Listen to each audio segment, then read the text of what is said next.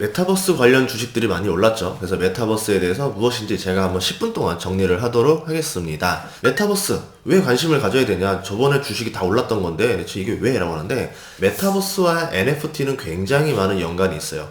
메타버스가 먼저 올랐고 NFT가 지금 많이 오르고 있잖아요. 그러면 다시 또 어떻게 됩니까? 메타버스가 또 오르고 다시 또 NFT가 올라가는 서로 상호 보완적인 관계가 될 것이다 라고 보는 거예요. 그래서 메타버스를 이해하는 게 투자에 도움이 될 겁니다. 메타버스란 뭐냐면 가상과 현실이 결합하면서 새로운 영역이 생기는 거예요. 과거에는 현실과 가상이 많이 동떨어져 있었죠. 누가 봐도 가상은 가상이고 현실은 현실이라서 이게 연결고리가 별로 없었습니다. 그래서 사람들이 그냥 가상은 가상일 뿐 이렇게 했었죠. 그런데 이제 어떻게 되느냐, 이 현실과 가상이 굉장히 많이 겹쳐져요. 굉장히 실감나는 거죠. 그래서 이게 현실인지 가상인지 구분이 안 되는 거예요. 물론 그래픽 같은 경우로 이제 구분이 안 나는 게 하는 경우도 있겠지만 굉장히 현실과 비슷한 세계관을 만들어서 사람들이 푹 빠지게 만들 수도 있어요. 우리가 드라마를 보면은 보통 이 세계관이 굉장히 현실과 흡사하기 때문에 푹 빠지는 경우가 있거든요. 그리고 팬덤, 그리고 이제 몰입도, 이런 것들이 이제 어떻게 보면 메타버스를 만들게 되는 구조가 되겠죠. 그래서 이런 것들이 실감나면 실감날수록 경쟁력이 생긴다, 이렇게 보시면 됩니다. 왜 메타버스가 필요할까? 라는 질문에 대해서 저는 그냥 인문학적인 상상력을 더하려고 해요. 원래는 경제 위기는 보통 공급 과잉에서 와요. 실제로 코로나 전에도 공급 과잉 때문에 디플레이션까지 올 수 있었었고요. 그래서 그거에 대해서 보통 해결법을 어떻게 찾냐면 역사에서는 공급이 감소하거나 수요가 늘거나 라고 하면서 계속 경제 위기를 매번 극복해 왔습니다. 그때 맞는 방식으로 갔었다라는 거죠. 그럼 공급 감소를 어떻게 해결했었냐면 주로 전쟁이 나면서 파괴가 됩니다. 공급시설이 파괴가 되니까 공급과 수요의 밸런스가 맞아지고 이제 공급하는 업체들이 다시 돈을 벌고 경제 부흥이 오고 확장이 되고 이런 형식으로 갔었죠. 아니면 불황, 대공황 같은 게 와서 연쇄 파산을 합니다. 그러는 바람에 공급이 확 줄었죠. 살아남는 기업들 위주로 번영을 누리게 됩니다. 공황이 오게 되면 보통 K자로 많이 가게 되고 빈익빈 부익부를 낳죠. 다시 또 사회 갈등을 만드는 거고, 전쟁을 하게 되면 그렇진 않죠. 하지만 굉장히 또 피해가 크죠. 근데 지금 상황에서는 전쟁을 할 수가 없는 상황이 됐죠. 전 세계가 너무 무기들이 강력하기 때문에 너무 피해가 크니까 보통은 이제 공급 감소 해결법은 보통 불황으로 많이 해결을 했습니다. 수요 증가 해결법은 뭐냐면 식민지 개척을 하는 거죠. 지금 시장에서 시장을 더 키우면 공급이 오버가 됐어도 수요가 또 오버가 되니까 다시 밸런스가 맞아져 버리죠. 아니면 신흥국을 성장시키는 거예요. 신흥국의 경제력이 올라오면 올라올수록 소비가 또 늘어납니다. 그러면서 또 수요 증가가 생기는 거고, 전반적으로 인구가 증가해서 점점 증가해서 20억 명에서 70억 명까지 증가를 했습니다. 당연히 수요가 늘어날 수밖에 없었죠.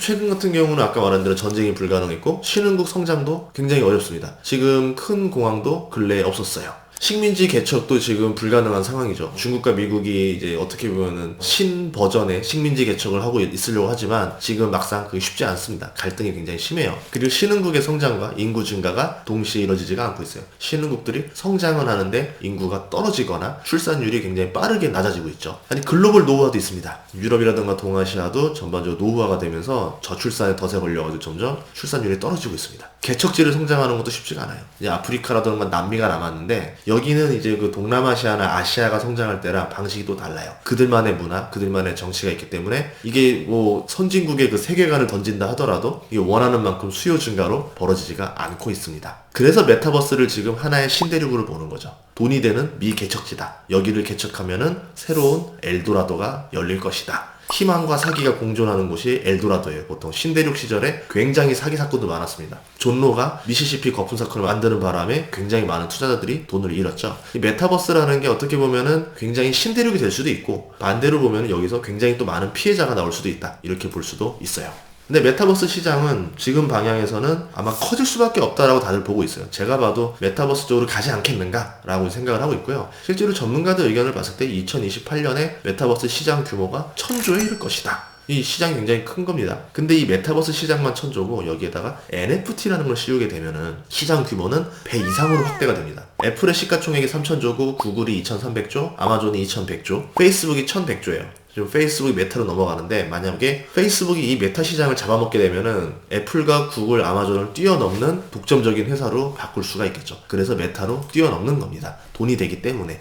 예전에 인문하고 다시 돌아가자라고 하면 예전에 강대국들이 있었잖아요. 뭐 프랑스라던가 뭐 영국이라던가 뭐 독일이라던가 이런 나라도 있었는데 스페인이 굉장히 식민지 개척이 열심히 였었고 그 식민지를 기반으로 굉장히 강대국이 됐었고요. 그 작은 네덜란드도 식민지를 기반으로 굉장히 유럽에서 강력한 나라를 구축했었습니다.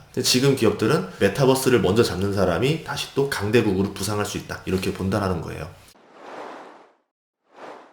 그럼 메타버스 어디로 진출할 것이냐, 이것들을 봐야지 우리가 돈의 흐름을 찾을 수가 있겠죠. 제가 볼 때는 게임형이 가장 먼저 간다라 봐요. 벌써 주가들이 많이 오르고 있는데 굉장히 구조가 잘 맞아요, 메타버스와 게임형. 대표적으로 뭐 컴투스, 펄어비스, 위메이드, 로블록스, 카카오 게임즈, 이런 것들이 게임형으로 봐야 되고요. SNS형이라고 해서 우리 싸이월드형이라고 많이 부르는데, 본인의 어떤 라이프를 이제 기록한다라던가, 아니면은 본인의 어떤 라이프 동선과 비슷한 것들을 한다라던가, 본인의 일상을 기록하고 사진을 공유하고 짧은 영상들을 공유하는 형식의 뭐 페이스북, 인스타그램, 왓츠앱, 틱톡, 뭐 심시티까지, 이렇게 SNS형이라 볼 수도 있을 겁니다. 심시티는 이제 게임형이냐 SNS형이냐 좀 애매하긴 한데, 이걸 SNS형으로 만들 수도 있을 것 같아요. 거울형은 뭐냐면 이제 어스2라는 게 있는데요. 지구랑 복사를 똑같이 하는 거예요. 그래서 이 지구랑 똑같은 상황에서 내가 투자를 하고 살아가는 거죠. 현실과 가상의 공간이 모이기 시작하는 거죠. 대표적으로 저는 구글 어스가 이렇게 할 수도 있다라고 봐요. 그래서 거울형에 넣어놨습니다. 증강현실형은 우리가 잘 알고 있는 포켓몬고라고 해서 예전에 4년 전에 유행했던 거, 어떤 현실에 갑자기 걔네들 뭐예요? 그 포켓몬스터들, 몬스터들이 왔다 갔다 하면서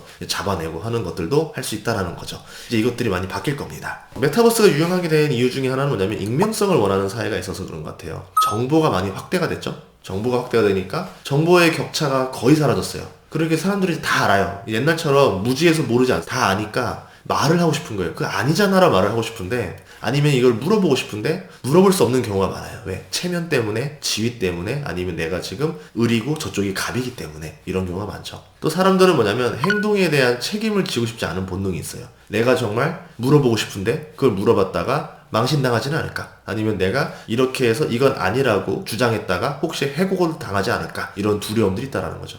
익명성이 있는 아바타 같은 경우는 과감하게 행동할 수가 있죠. 이런 거에 대해서 자유롭습니다. 문제가 생기면 어떻게 하면 됩니까? 그냥 아이디 지우고 다시 가입하면 돼요. 리셋이 가능하죠. 근데 우리의 인생은 리셋이 안 되죠. 과감한 행동을 할 수가 없는 겁니다. 그래서 아바타에 대해서 굉장한 쾌감을 느낄 수 있다는 거죠.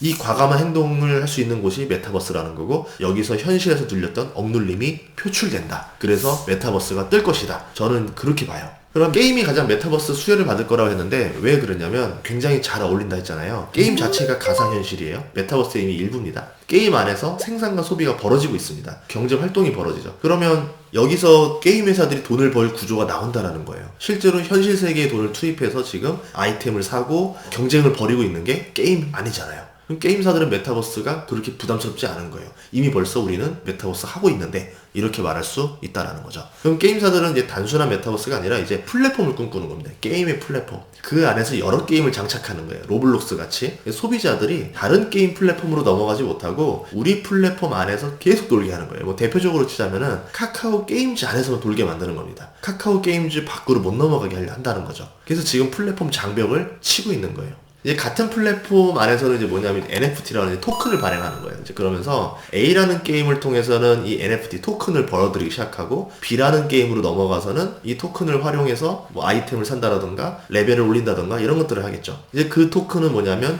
이 플랫폼이 만들어낸 X라는 코인과 또 교환이 됩니다. 그러면 나는 이제 코인을 사서 이 게임에다가 토큰으로 바꿔서 아이템이나 뭐 레벨을 올릴 수도 있는 거고, 아니면은 내가 벌어들여서 다시 코인으로 바꿔서 현금화도 할 수 있다는 거죠. 놀 수도 있고 돈을 벌 수도 있는 구조가 나온다라는 거예요. 이 코인이 다시 현금으로 교환이 되니까. 어떻게 보면 이제 프로페셔널 게이머들이 막 나온다는 거죠. 게임에 더 참여하는 사람들이 더 늘어나겠죠. 유튜브가 그랬잖아요. 예전에 유튜브로 돈 버는 사람 별로 없었잖아요. 근데 다 유튜브로 조금이라도 돈을 벌기 시작하는 사람이 생겨요. 10만 원이라도 버는 사람이 생기기 시작하니까 나도 해볼까 하면서 달려드는 사람이 많아졌고, 유튜브는 그러면서 점점 더 커졌죠. 이게 똑같은 구조가 될 겁니다. 대표적으로 쉽게 생각하면 돼요. 이제 예전에 보면은 우리 문방구에서 게임기 같은 거 하면 메달이 나왔었어요. 이제 그 메달을 가지고 이제 이게 토큰이죠. 뭐 쓸 수는 없습니다. 대신에 지정된 데가 있어요. 문방구 아주머니한테 주면은 문방구 아주머니가 이거를 거기서 사 먹을 수 있는 뭐 물건으로 교환해 준다던가, 아니면 옛날에 저쪽 바다 이야기 이런 데 보면은 거기서 오락실에서 하시는 분들이 메달을 가지고 나오면 뒤에 구두방에서 상품권으로 바꿔주고 있죠. 이게 코인인 거예요. 이 코인 가지고도 돈이 아니죠. 코인을 또 교환을 해야 되겠죠. 코인을 가지고 뭐 합니까? 당근마켓 같은 데 가가지고 뭐 상품권을 팔아서 현금화 한다던가 이렇게 쓰겠죠. 그게 이제 우리가 알고 있는 현금인 거고, 그 상품권을 그대로 다시 또 바꿔서 다른 걸 할 수도 있는 거고,